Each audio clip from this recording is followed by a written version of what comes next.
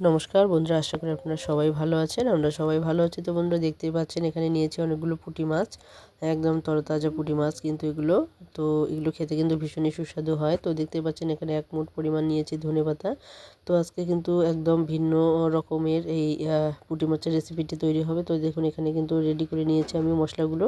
তো এখানে ধনেপাতা বেটে নিয়েছি, আর এদিকে কিন্তু আমি সর্ষে, কাঁচা লঙ্কা একটু লবণ দিয়ে বেটে নিয়েছিলাম 2 চামচ পরিমাণ। তো দেখুন এখানে মাছগুলোকে খুব সুন্দরভাবে কিন্তু লবণ হলুদ মাখানো হয়ে গেছে। এখন আমি কড়াই বসিয়ে দিয়েছি। তো এই কড়াইয়ের মধ্যে কিন্তু মাছও ভাজা হয়ে যাবে, আবার এই একই তেলের মধ্যে কিন্তু খুব সুন্দরভাবে রেসিপিটি তৈরি হয়ে যাবে। তো বন্ধুরা দেখুন এখানে কিন্তু তেলটা পুরোপুরি গরম হয়ে এসেছে। এখন আমি মাছগুলো ভেজে নেব।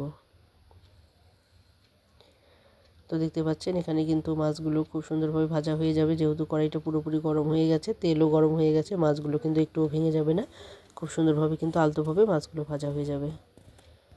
তো বন্ধুরা এই পুঁটি মাছের রেসিপি আপনারা অনেকভাবেই খেয়েছেন। তো অবশ্যই বলবো এভাবে হয়তো কখনো কেউই খাননি। তো অবশ্যই একবার এইভাবে ট্রাই করে দেখবেন, আশা করি আপনাদের ভালো লাগবে। তো এই রেসিপিটি কিন্তু খেতে ভীষণই সুস্বাদু হয়েছিল। তো অবশ্যই আমার ভালো লেগেছে। তো অবশ্যই বলবো আপনাদেরও ভালো লাগবে, অবশ্যই একবার ট্রাই করে দেখবেন। তো দেখুন এখানে কিন্তু মাছগুলো ভাজা হয়ে গেছে, যে অবশিষ্ট তেল আছে এই তেলের মধ্যে কিন্তু বাকি এখন মশলাগুলো আমি ভেজে নেব। তো যেহেতু আমি লঙ্কা বেটে নিয়েছিলাম, যার জন্য কিন্তু এখানে সোমবারে শুধু 2টো কাঁচা লঙ্কা দিয়েছি। আর এখানে যে সর্ষের সঙ্গে কিন্তু কাঁচা লঙ্কা বেটে নিয়েছিলাম, যার জন্য কিন্তু লঙ্কাটা বেশি দিলাম না। আর এখানে কালো জিরে সামান্য পরিমাণ দিয়ে দিয়েছি। এখন ভালো করে সর্ষেটাকে একটুখানি ভেজে নেব। তো সর্ষেটাকে কিন্তু একদম কড়া করে ভাজা যাবে না, আমি কিন্তু আলতো করে একটু ভেজে নিয়েছি। এখন আমি এই যে ধনেপাতাটা বেটে রেখেছি, তো এখানে কিন্তু 1 মুঠ পরিমাণ ধনেপাতা কিন্তু নেওয়া হয়েছিল।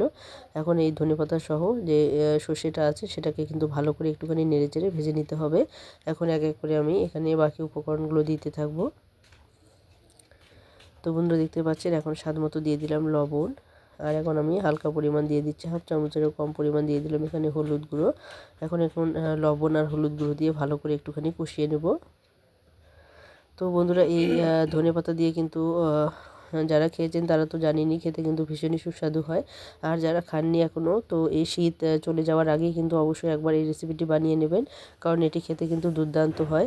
তো বন্ধুরা দেখুন এখানে প্রায় এখন সামান্য পরিমাণ একটু আমি দিয়ে দিয়েছি কাঁচা সর্ষের তেল। তো আপনারা যতটা পরিমাণ রান্না করতে চান সেই আন্দাজ মতোই কিন্তু কাঁচা তেলটা দিয়ে দেবেন, এতে করে কিন্তু এর স্বাদটা দ্বিগুণ বেড়ে যায়। তো বন্ধুরা দেখুন এখন কাঁচা তেল দেওয়ার পর কিন্তু এখানে আমি দিয়ে দেবো পরিমাণ মতো জল।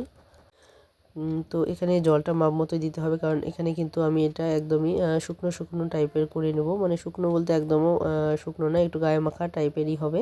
তো সেই আন্দাজ মতোই কিন্তু জলটা দিয়ে দিয়েছি প্রায় 1 বাটি পরিমাণ। এখানে যে মাছ আছে তাতে করে কিন্তু খুব সুন্দরভাবে মাছগুলো মানে একটু জাল করে নিতে হবে এই ধনেপাতার সঙ্গে। তো বন্ধুরা দেখতে পাচ্ছেন এখানে জলটা কিন্তু বেশি দেওয়া নেই। তো এই মাছটা মানে জাল হতে হতেই কিন্তু মানে এখানে জলটা কিন্তু পুরোপুরি প্রায় একটা মাখো মাখো ভাব কিন্তু তৈরি হয়ে যাবে। তো এভাবে যদি আপনারা রেসিপিটি বানিয়ে ফেলেন তাহলে কিন্তু খেতে হবে দুর্দান্ত। তো এই রেসিপি থাকলে পাতে আর কোনো কিছুরই প্রয়োজন হবে না। তো এই রেসিপি দিয়ে কিন্তু আপনারা এক থালা ভাত খেয়ে ফেলতে পারবেন। তো বন্ধুরা আমার এই রেসিপিটা আপনাদের কেমন লাগলো অবশ্যই কমেন্টে জানাতে ভুলবেন না। আর যারা প্রথম দেখছেন তারা অবশ্যই সাবস্ক্রাইব করে বেল আইকনটিকে ক্লিক করে রাখবেন, তাহলে যে কোনো নতুন ভিডিও আসা মাত্র আপনাদের কাছে পৌঁছে যাবে। তো অবশ্যই বলবো বন্ধুরা একটি কমেন্ট করতে ভুলবেন না, আর একটি লাইক দিতেও ভুলবেন না। আর বেশি বেশি করে বন্ধুবান্ধবদের মধ্যে শেয়ার করে দিন, যাতে তারা এই শীত চলে যাওয়ার আগে এই নতুন রেসিপিটা একবার হলেও বানিয়ে খেতে পারেন। আর পুরনো বন্ধু এবং নতুন বন্ধু যারা শুরু থেকে শেষ অবধি সঙ্গে আছেন সবাইকে অসংখ্য অসংখ্য ধন্যবাদ, এবং সবার প্রতি রইল অনেক অনেক ভালোবাসা। তো বন্ধুরা দেখতে পাচ্ছেন জলটা কিন্তু পুরোপুরি এখন শুকিয়ে এসেছে, আর আমি নামিয়েও নিয়েছি, কেমন একটা মাখো মাখো ভাব এসেছে। তো এইভাবে যদি রান্না করা যায় তাহলে এটা খেতে কিন্তু দুর্দান্ত হয়। তো বন্ধুরা অবশ্যই বলবো যদি একটু ভালো লেগে থাকে তাহলে অবশ্যই সাবস্ক্রাইব করে বেল আইকনটিকে ক্লিক করে পাশে থাকবেন বন্ধু হয়ে। আর যারা বন্ধু হয়ে পাশে আছেন সবাইকে অসংখ্য অসংখ্য ধন্যবাদ। তারা অবশ্যই একটি লাইক দিয়ে কমেন্ট করতে ভুলবেন না, কারণ আপনাদের একটা কমেন্ট কিন্তু আমাকে অনেকটা উৎসাহিত করে নতুন নতুন রেসিপি তৈরি করতে। তো বন্ধুরা আজকে এখানে শেষ করে দিচ্ছি, আবারও চলে আসবো নতুন কোনো রেসিপি নিয়ে। ততক্ষণে সবাই ভালো থাকবেন, সুস্থ থাকবেন।